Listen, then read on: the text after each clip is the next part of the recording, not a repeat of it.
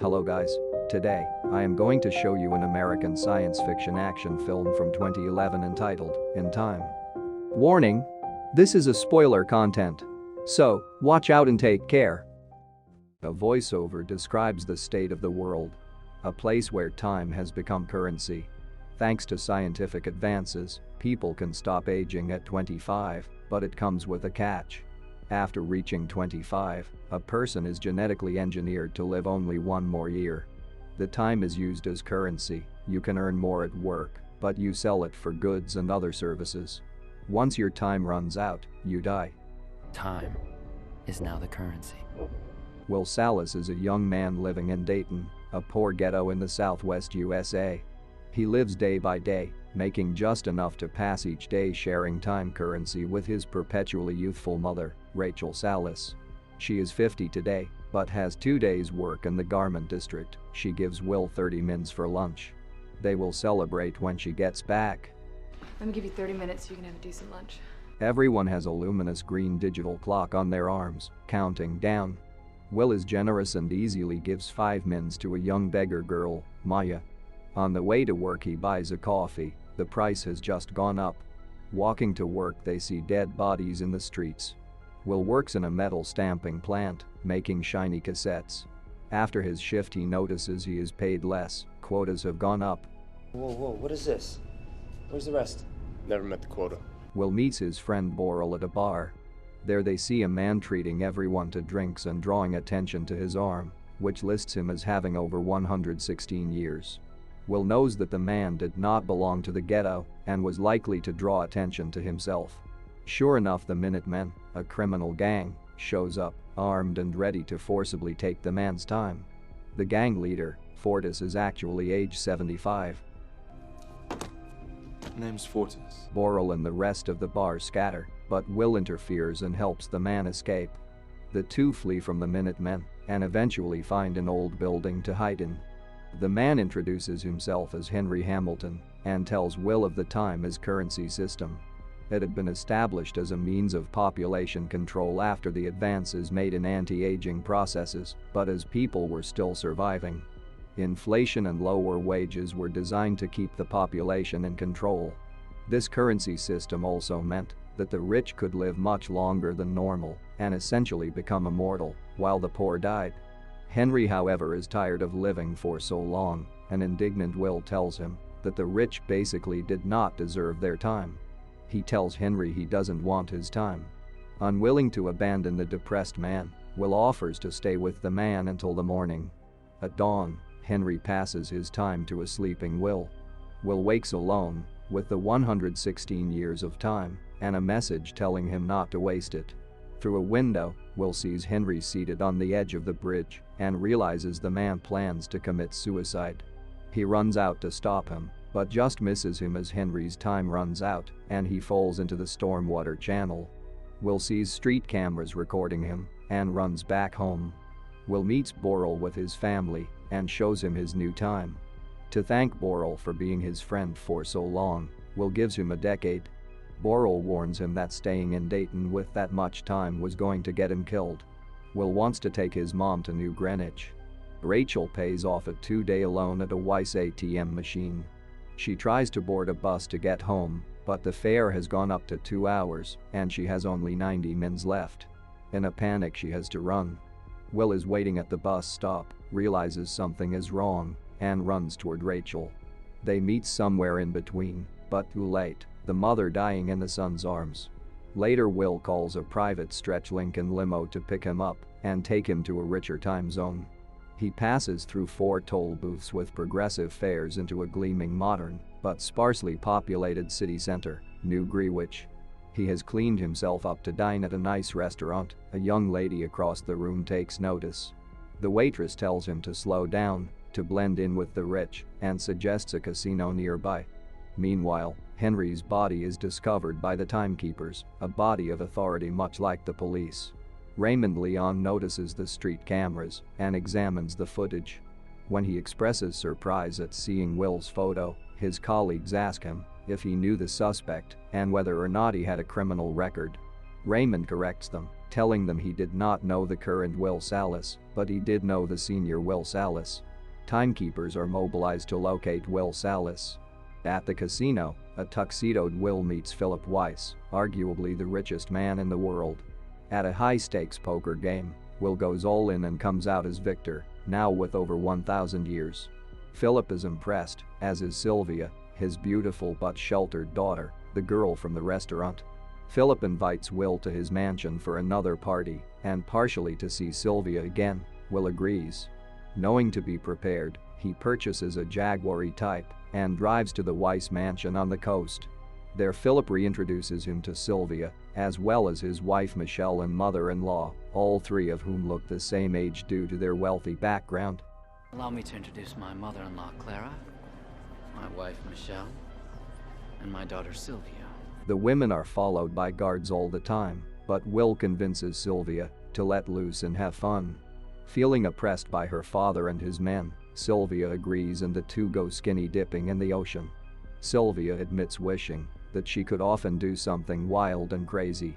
Philip had always restricted his family members though, and sure enough he soon comes looking for her.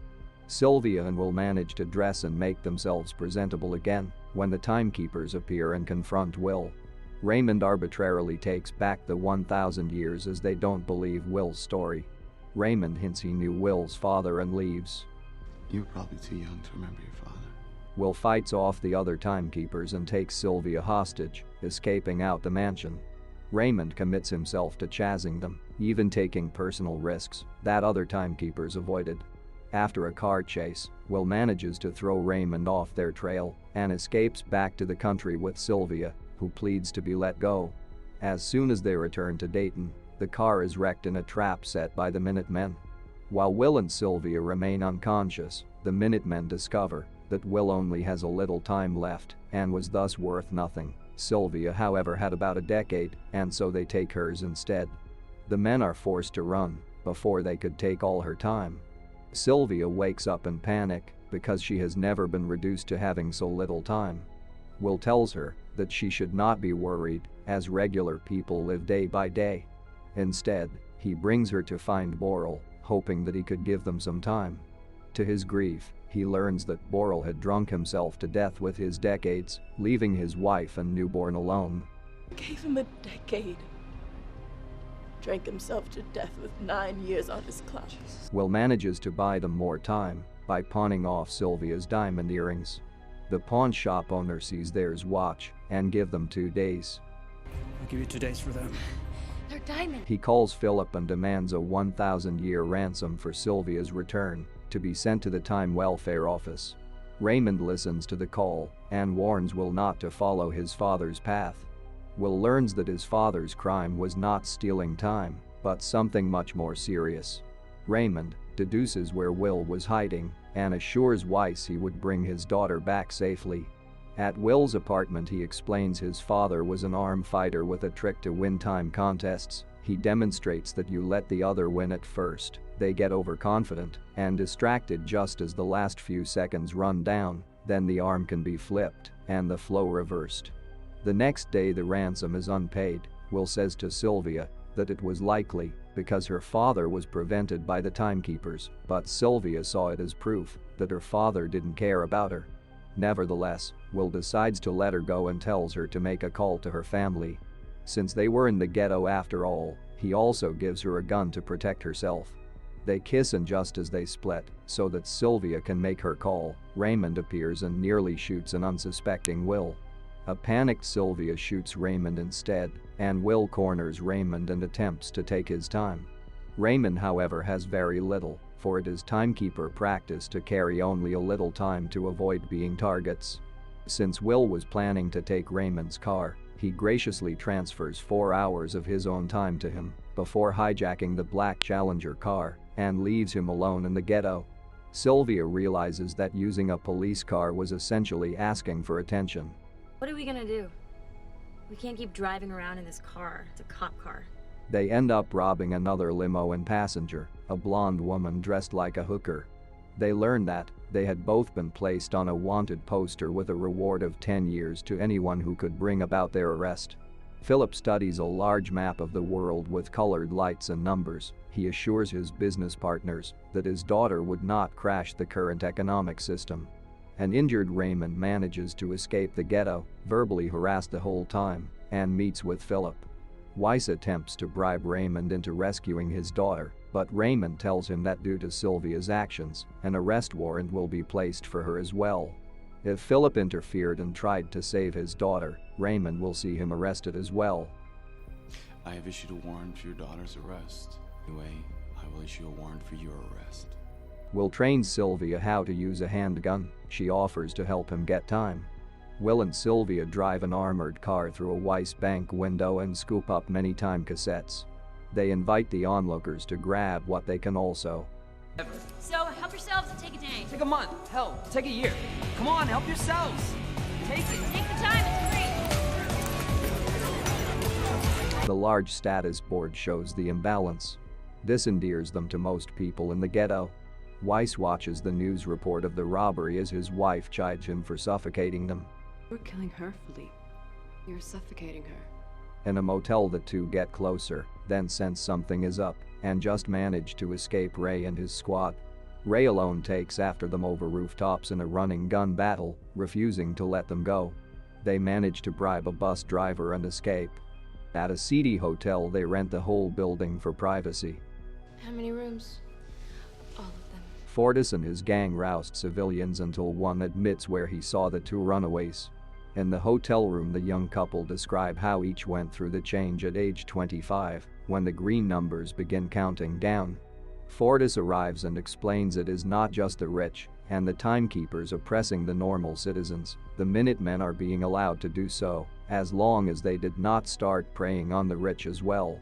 Fortis challenges Will to an arm fight to the death. As the two men lock arms together, Will's time runs down fast. Will uses his trick to reverse the flow, then manages to pull a gun from his boot, kills the henchman and times out Fortis. Will is dismayed and figures it will take 1,000,000 years to change the system. Sylvia knows where they could find that time. Sylvia returns home, pretending to turn herself in, distracting her father and his multiple guards so that Will could sneak up on him. Under gunpoint, they take Weiss to his office and open a large vault, where they find a single cassette with 1,000,000 years. Philip tries to say it is always in an individual's interest to live forever even at the cost of another's, but the two runaways are unconvinced. After locking Philip in the office, the two again return to Dayton. While keeping the timekeepers distracted, they pass the 1,000,000 cassette to Maya, the little girl. Raymond pursues Will and Sylvia to a remote area running toward Livingston, the next town over, just as they all begin to run out of time. Will sees that Ray is a Dayton homeboy, an honest cop just doing his job, but the timekeeper has forgot to get his per diem and dies in front of them as he times out. With only seconds to spare, Will notices the police car in the distance, runs and manages to transfer the timekeeper's per diem from the center console device to himself. He runs back to Sylvia and just manages to transfer some time, saving her life. The two of them only have enough for a day. The Daytons stop work and march toward New Greenwich. Watching the news, the timekeepers decide that their jobs are finished. With 100 years bounty on them, pulling up in front of a large institution, Will and Sylvia draw their guns to make their biggest heist. Thanks for watching. Hope you liked this video. Subscribe my channel to never miss out any video.